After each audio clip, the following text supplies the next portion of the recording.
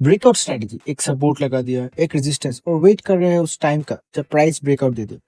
और जब भी ये ब्रेकआउट करता है एकदम सब कुछ तोड़ के रख देता है। पर इसको सक्सेसफुली ट्रेड करे कैसे? इसका कोई स्ट्रेटजी है क्या या फिर कोई सीक्रेट? कुछ तो है। और इस वीडियो में मैं आपके साथ अपने स्ट्रेटजी शेयर करूंगा। एकदम टाइम वेस्ट ना करके सीधा चलते हैं वीडियो की तरफ। क्या आपके साथ भी ऐसा हुआ है कि आपने सपोर्ट लगाया, रेजिस्टेंस लगाया और ब्रेकआउट का वेट कर रहे हैं? तभी आप देखते हैं कि प्राइस एक ब्रेकआउट देता है और आप जल्दी जल्दी करके ट्रेड भी ले लेते हो और आराम से अपने प्रॉफिट्स आने का वेट करते हो। अचानक प्राइस रिवर्स कर देता है और गिरता ही रहता है। आप एकदम कंफ्यूज्ड, ये क्या हुआ? हे प्रभु हे हरि राम कृष्ण जगन्नाथ प्रेमानंदे, ये क्या हुआ? एक इतना अच्छा सेटअप लॉस में बदल गया। इस वीडियो में मैं आपको अपने ट्रेड का सीक्रेट एक बताऊंगा ताकि आपके साथ ये फॉल्स ब्रेकआउट की कंडीशन ना हो। सबसे पहले ब्रेकआउट होता क्या है? लेट्स सपोज ये एक सपोर्ट और रेजिस्टेंस है जहां से प्राइस कई बार रिजेक्ट हुआ है। एक्चुअल ब्रेकआउट तब होता है जब प्राइस किसी एक तरफ लेवल को तोड़ दे और उस डायरेक्शन में मूव कंटिन्यू करे। पर क्वेश्चन यही है कि ऐसा सेटअप मिलेगा कहाँ? इसका आंसर है ब्रेकआउट पैटर्न्स। मैं श्योर हूँ आपने ये चार्ट्स कई बार पहले भी देखा होगा, पर कुछ पैटर्न्स ऐसे हैं जिनको आपको बैक ऑफ द माइंड हमेशा याद रखना पड़ेगा ट्रेडिंग करते समय। पैटर्न्स जैसे कि वेज, फ्लैग, रेक्टेंगल, ट्रायंगल और पेनेंट। अभी ज्यादातर लोग क्या करते हैं कि एग्जैक्ट पैटर्न्स को ढूंढते हैं, जैसे कि ये। पर रियल टाइम ट्रेडिंग में बहुत ही रेयरली ऐसा मिलता है। हम लोगों को एग्जैक्ट ऐसा पैटर्न्स फॉलो नहीं करना है। हमको सिर्फ उन इम्पोर्टेंट सपोर्ट और रेजिस्टेंस को निकालना है जो इस पैटर्न को बनाते हैं। नाउ ये मैटर नहीं करता कि आप किस पैटर्न को ट्रेड कर रहे हो और आपको इनके नाम मेमोराइज बिल्कुल भी करने की जरूरत नहीं है।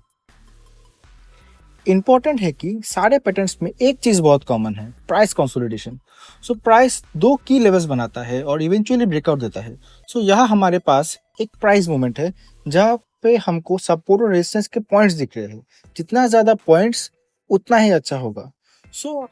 हमने यहाँ पर सपोर्ट और रेजिस्टेंस की लाइन बना दी जो एक्चुअली में एक रेक्टेंगल पैटर्न बना रहा है।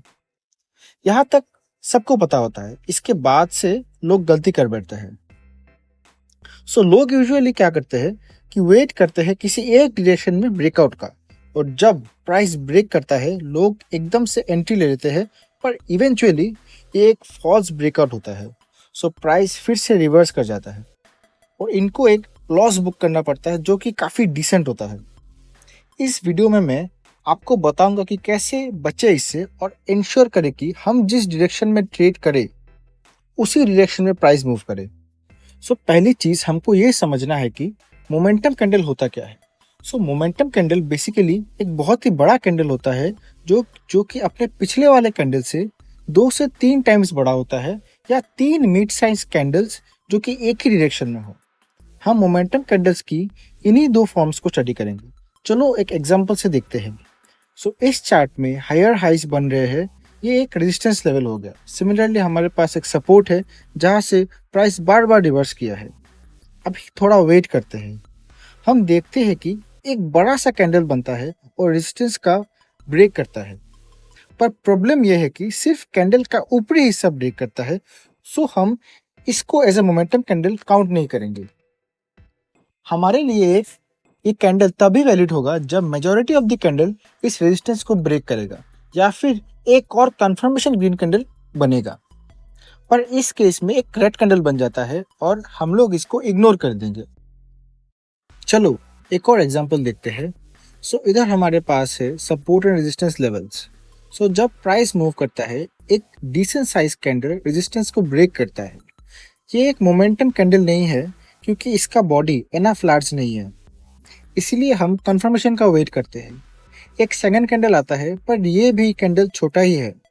जैसे कि आपको पता है मोमेंटम कैंडल वही है जिसका बॉडी बहुत बड़ा हो या फिर 3 मिड साइज कैंडल एक साथ आए। और थोड़ा वेट करने के बाद एक ग्रीन कैंडल आता है जो कि बहुत बुलिश है। यहाँ हम ट्रेड में एंटर करते हैं। अब यहाँ पर 3 केस हो सकता है। पहला है कि प्राइस ऊपर की तरफ जाए और जाता ही रहे। दूसरा है कि प्राइस नीचे रेजिस्टेंस तक जाए और फिर ऊपर आए। या फिर प्राइस रेजिस्टेंस को ब्रेक करते हुए नीचे चले जाए। इस टाइम पे मैं एक यूनिक और सेफ स्ट्रेटजी यूज करता हूँ ताकि जो भी हो ऑड्स मेरे फेवर में रहे। सो मैं इस कैंडल के क्लोज पे ट्रेड ले लेता हूँ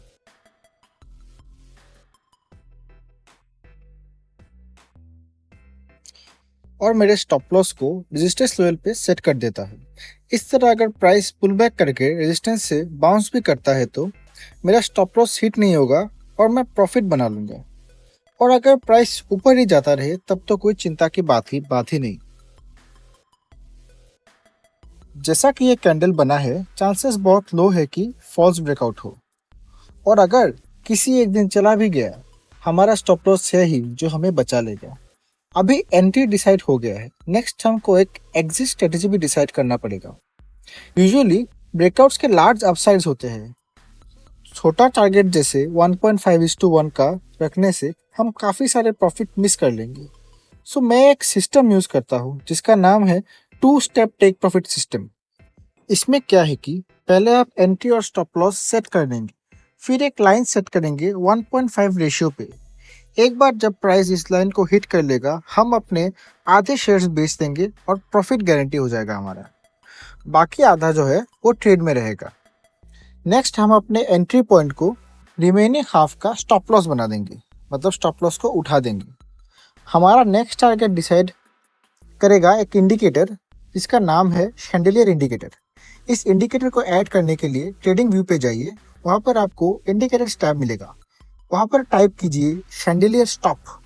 उसके बाद इंडिकेटर सेटिंग्स पे क्लिक कीजिए और ATR मल्टीप्लायर को 2 कर दीजिए। ये आपको एग्जिट दे देगा।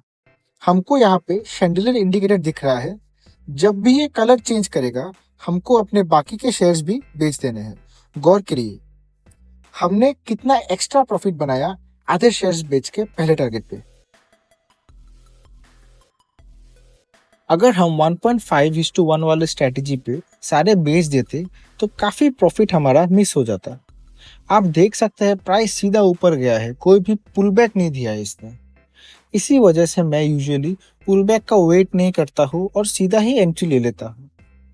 मैंने आपको अपना बेस्ट ट्रेडिंग सीक्रेट बता दिया है, आप प्लीज़ यूज़ करिए इसको। और अगर पसंद आए तो प्लीज़ लाइक, शेयर और कमेंट करके जाइए।